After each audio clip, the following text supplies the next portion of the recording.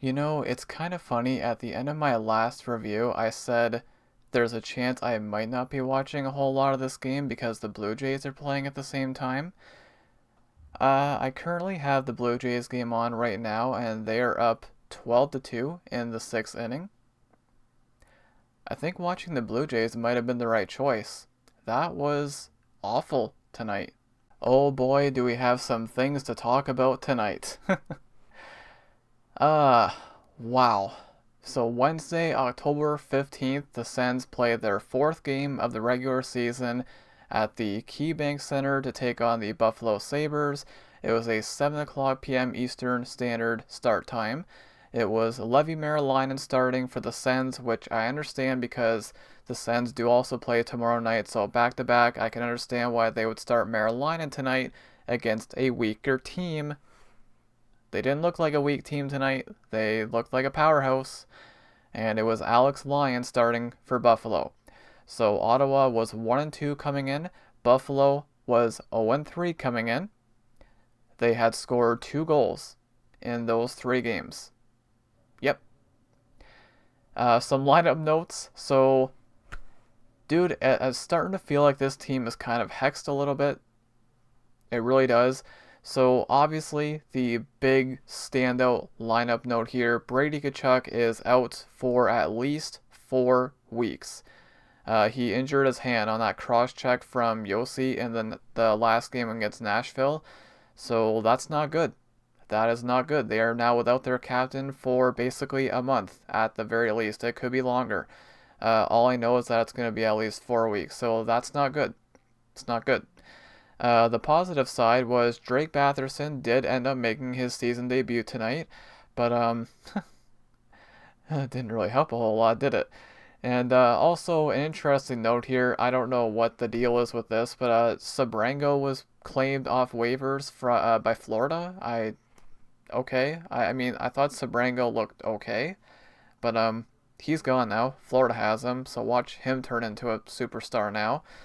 But God, going into this game, I said if the Sens lose tonight, I would have some legit concerns.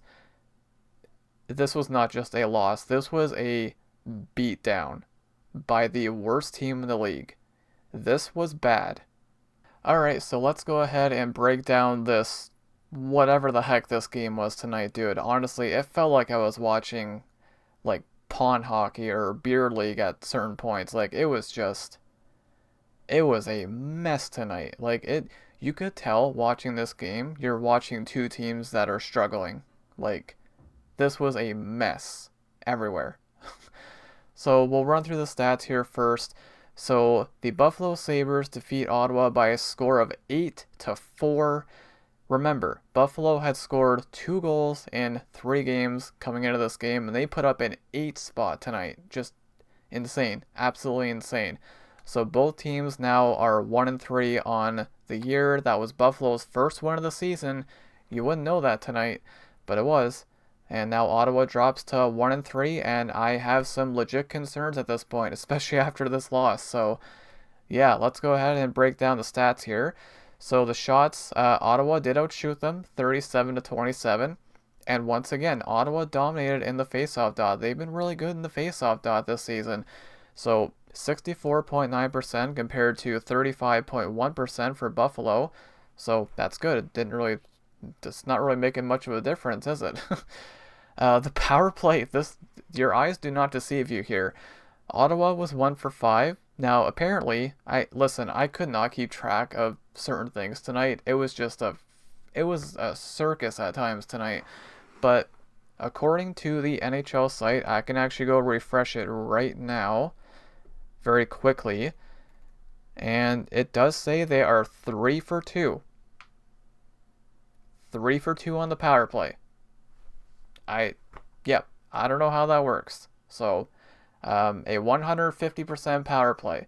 So, I don't know what that makes Ottawa's penalty kill. Is it like negative? Like it's, you know what, man? The penalty kill. I don't know how you fix it. It is so god awful that I don't know. I really do not know how you fix this. I don't. And they got to start finding some answers here soon because this season is going to get out of hand for them in a hurry if they don't hurry, like fix things. I don't know. I don't know how you fix this. I really don't. But we'll keep running through the stats here. So penalty minutes, 14 to 10. Uh, Ottawa having the fewest. Hits were 29 to 21 in favor of Buffalo. Block shots were 20 to 10 in favor of Buffalo. Giveaways, 14 apiece. I'm just refreshing the NHL site here, just in case, because sometimes they'll update things, I've noticed. So the giveaways, it's actually saying 15 for Ottawa and 14 for Buffalo. Takeaways were 6 to 5 in favor of Buffalo, and their next meeting is not until December 23rd in Ottawa. And I'm kind of okay with that because apparently the Sens just can't beat Buffalo because Buffalo swept the season series last year, so that's a thing. So apparently they just can't beat the Sabres. They weren't close to beating them tonight, were they? Oh man, the good news when I do these videos is I watch the game, then I gotta take some notes, I gotta update the layout and all that, so I have a little bit of time to calm down, but obviously I was losing it. I was losing it during the game tonight. Oh, it was bad. This was not a good game. Not a good game for Ottawa. It really wasn't. But we'll go ahead and break it down here. So in the first period here, so Stützle has a wide open net off a rebound. So the puck comes to him off a rebound, and the puck kind of flutters off his stick, like he's got a wide open net, and the puck just flutters over his stick. He just can't finish. So it's like just so many bounces are not going Ottawa's way so far this year. So Dylan Cousins also has a chance. He takes it hard to the net, and it was a good chance, but that got stopped by Lyon. There was a holding penalty by Ottawa, 6:36 into the period, and Buffalo, their first shot did not come until 6:54 into the first period. So they weren't doing a whole lot in the first period. Truly, they weren't. But then, listen, I'm starting to think this team might be hexed because Buffalo would go to the power play and they would score on said power play. But this was a weird goal. It was a fluke. So there's a shot coming in, bounces off the glass from behind the net, bounces off the glass, back out front over top of the net, bounces off the back of Merillinen and in the net. Like, are you kidding me? Are you kidding me? So it's 1-0 Buffalo.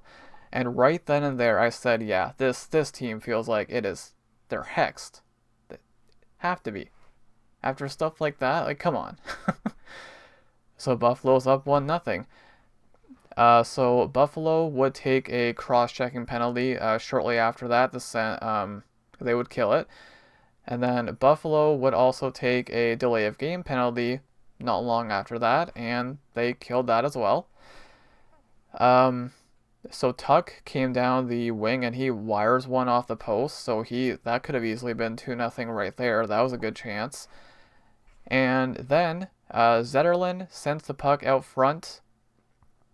Or sorry, he sends it to the net and it's tipped in by Tim Stützle. So finally, Stützle gets his first goal of the season. Also, going back to that first Buffalo goal, that goal was scored by Jack Quinn, assisted by Bowen Byram and Rasmus Dahlin. It was a power play goal.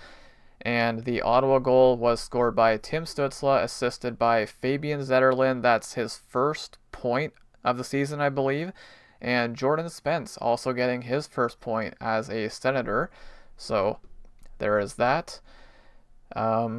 So yeah, the first period comes to an end, and you're probably feeling pretty good if you're a Sen fan, because the shots were 8-3 for Ottawa after the first period. Just 3 shots for Buffalo, and one of those was that fluke of a goal that went in, bounced off the back of Merillinen. So you're probably feeling pretty good if you're a Sens fan, right? Which, I mean, I kind of was, but at the same time, I know that this team has had some horrible luck so far this season, so I wasn't too comfortable, to be honest. So we roll into the second period, And Buffalo is icing the puck like crazy early in the second period. I counted 3 icings in less than 2 minutes into the period, which is just, it's like they're playing like they're exhausted. That's what it looked like at the start of the second period. So Buffalo would take a tripping penalty. There was a one-timer from the point. It goes wide, bounces off the boards, comes in front. So this was on the Sens power play. So yeah, the one-timer goes off the boards, bounces off the boards, comes in front. It bounces over the Sens stick. I forget who it was, but it bounces over their stick. And again, it's kind of like the Stutzla chance in the first period. It just bounces. They got these wide open nets and they just can't bury it. They just can't. I don't know. I don't know what it is. But so Ottawa would end up scoring. Jake Sanderson would score on the power play, and they reviewed this for goalie interference. And I'm like, goodness gracious, God Almighty, you got to be kidding me. And I'm thinking this is not going to count, right? Because I'm looking at this goal, and I'm thinking, well, this is way worse than what happened in the one that got waved off against Nashville. So surely it's not going to count. But it actually counted. It actually counted. I couldn't believe it. I could not believe it. So I'm like, oh my goodness, the Sens actually get a break. They got a break. And the Sens would take a 2-1 lead. They were leading. They were actually leading in a game. I know. It's crazy. So, again, Jake Sanderson would score that. That's his first of the season on the power play from Ridley Gregg and Dylan Cousins. And, well, that was very short-lived. Didn't last very long. This is where the game got really stupid. It started to get really stupid after this. So Buffalo would get into some penalty trouble, and guess what? They would score shorthanded. Yep. So Ryan McLeod scores shorthanded, his first of the season from Zach Benson and Owen Power, and that tied the game at the 6:46 mark of the second period, about 3 minutes after the Sens would take the lead. So yeah, that lead didn't last too long, did it? But man, oh man, I have so many notes here. I stopped taking notes, especially in the third period, just because I was so frustrated, dude. I was not happy tonight. Still not, to be honest. So in that same penalty kill where they scored, they also had a breakaway. In that same penalty kill, they could have easily had 2 shorthanded goals in the same penalty kill. Buffalo, a team that has scored 2 goals in their first 3 games, they could have easily had 2 goals shorthanded on the same penalty kill. But they didn't. That breakaway was stopped, thankfully. But it didn't matter. So Buffalo would score shortly after that. Alex Tuck getting his first of the season from Jacob Bryson and Josh Doan at the 10:17 mark of the period, and Buffalo takes a 3-2 lead. And this is where I just put the game got. I literally just put in my notes here. This game got wild. It got crazy. Like, guys were falling everywhere. There were giveaways. It was scrambly. There was a scrum at the bench, and Buffalo ended up getting a power play out of that, and they scored. So that goal came at the 11:46 mark of the second period. Just checking the scoring summary here. So that goal was scored from Jason Zucker, assisted by Rasmus Dahlin and Zach Benson, again on the power play. And they would get another power play, and they scored again on the power play. I kind of stopped taking notes around this time, like specific notes, because I was just so frustrated. So yeah, Buffalo would add another power play goal from Jason Zucker, from Josh Doan and Tage Thompson getting the assist there at the 13:43 mark of the second. So that's 3 goals in, well, about 3.5 minutes. Yeah, it was it's just I don't even know where to start. I really don't. So that at this point, like when they made it 5-2, it kind of looked like the Sens just they stopped playing. They just stopped skating. Like it just didn't look good at all. Now Buffalo coming into this game had 0 power play goals. 0.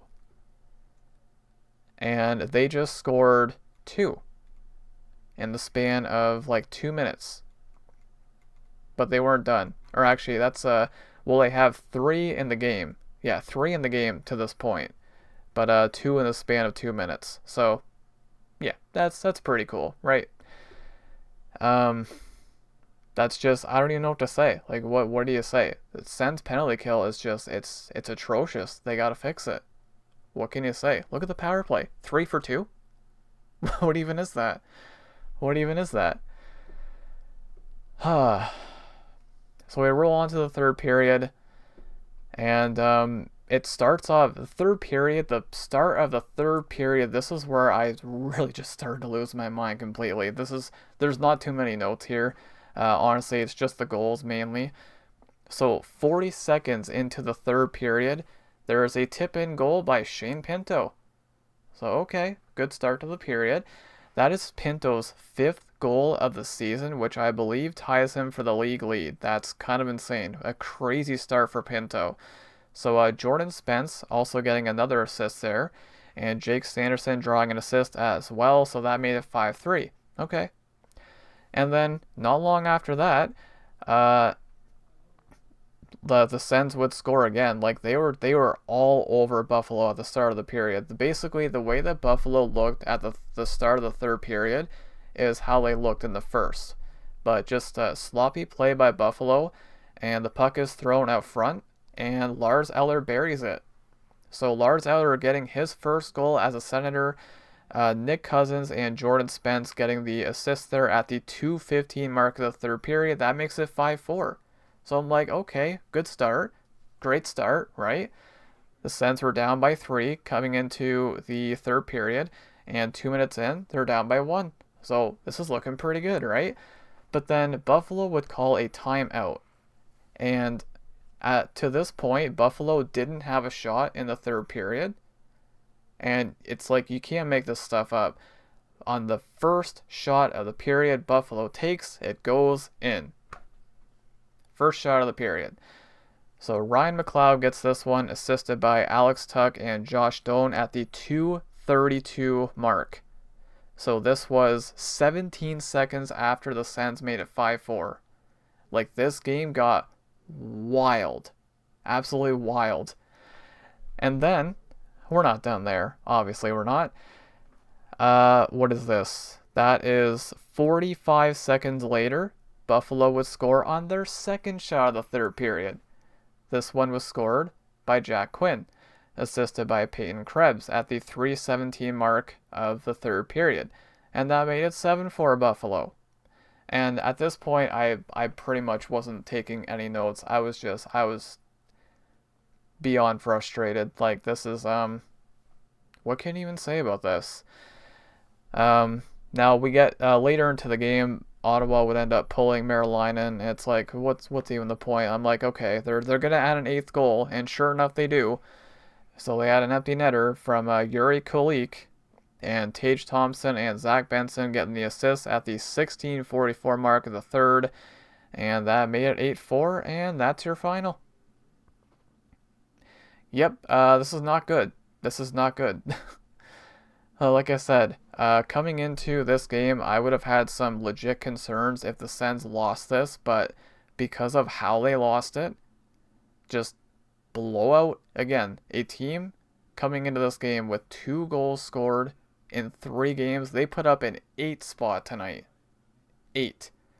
And Ottawa is now I'm almost certain that they've allowed the most goals so far this season. I don't think there's any question. Like, you've got 8 against Buffalo. There were 6 against Florida. Like, it's brutal.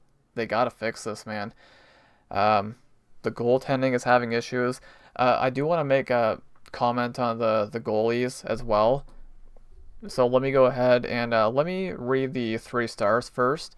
So the 3 stars of the game, it's got Ryan McLeod with 2 goals as the first star. Second star was Jason Zucker, also with 2 goals. And the third star was Josh Doan with 3 assists. Now, let me go. I haven't looked at Marylinen's save percentage for tonight. I can only imagine. Um, let's have a look here. I'm afraid to look at this.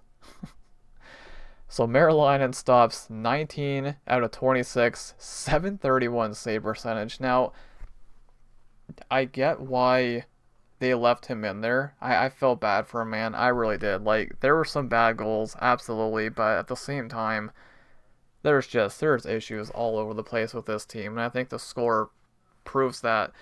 But I get why they left him in because again, the Sens do play tomorrow against Seattle. Seattle is probably seen as a stronger team than Buffalo. After tonight, I don't know, but obviously you want Allmark to start tomorrow against Seattle, I would assume. So I get why they left him in there the whole time, but man, oh man, I felt bad for him. Like, goodness gracious. And like Buffalo just, they looked like a powerhouse tonight. What can I say? I don't know, man.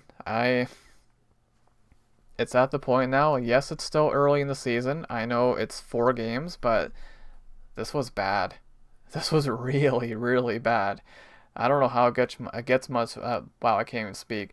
I don't know how it gets much worse than this, but oh my goodness. I will run through some stats though. So looking at the Sens stats, Jake Sanderson had a goal and an assist. Jordan Spence had 3 assists, and he was a +3. Interesting. He was a +3. Oh, good on Spence. He had a good night. Absolutely. I mean, if you can come out of here. Oh, they just updated the power play for Buffalo. Now it says 3 for 3. Okay, so I knew that was probably a typo. Okay, 3 for 3 on the power play, not 3 for 2. That makes a bit more sense. Okay. I think I'll start doing this from now on, just having the NHL box score pulled up because they tend to update stuff later on. So yeah, that makes more sense now. So 3 for 3, not 3 for 2. Leading in shots for the Sens looks like Dylan Cousins, by the way, playing against his former team, of course. He did have 1 assist. He had the most shots with 5. Looks like Lixell had a couple of blocks. That was the most for the forwards. Sanderson also had a couple of blocks. For hits, Jordan Spence had 4 hits, which led the D-man. And Ridley Gregg had the most hits out of all the forwards with 3. And yeah, this was pretty brutal. This sucked. This sucked a lot.